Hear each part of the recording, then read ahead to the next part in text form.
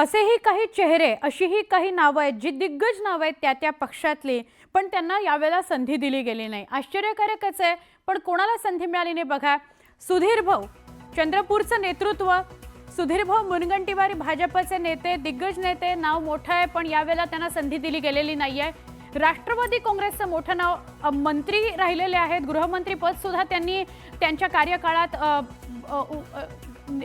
कार्यकाळात ते गृहमंत्री पण राहिले आहेत, पण छगन भुजबळांना यावेळेला संधी दिली गेलेली नाही. भाजपचे रवींद्र चव्हाण मागचे 2 टर्म मंत्री राहिलेले आहेत, देवेंद्र फडणवीसांचे निकटवर्तीय, पण रवींद्र चव्हाणांना यावेळेला संधी दिली गेलेली नाही.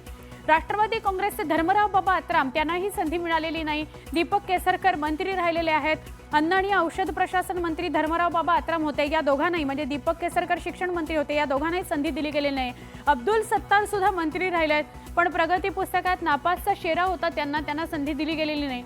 दिलीप वळसे पाटील यांना देखील संधी मिळाली नाही. दिलीप वळसे पाटील आणि तानाजी सावंत दोघेही मागच्या टर्ममध्ये मंत्री राहिलेले आहेत, या दोघांनाही संधी मिळालेली नाही. तानाजी सावंत तर आरोग्यमंत्री होते, त्यांनाही यावेळेला मंत्रिपद मिळालेलं नाही. मोठी नावं, मोठे चेहरे, दिग्गज नेतृत्व, पण संधी मिळालेली नाही.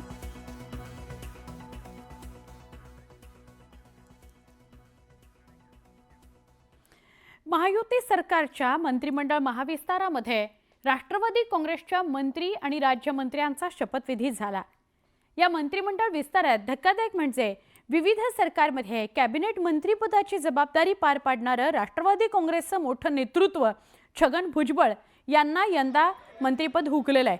भुजबळांनी यंदाच्या विधानसभा निवडणुकीत खरं तर दणदणीत विजय मिळवला. मंत्रिपदाच्या शर्यतीत भुजबळांच्या नावाची जोरदार चर्चा होते.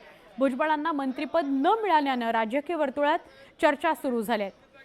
दुसरीकडे नागपुरामध्ये आजच राष्ट्रवादी काँग्रेसचा मेळावा पार पडला. या मेळाव्याला भुजबळांनी मात्र दांडी मारली.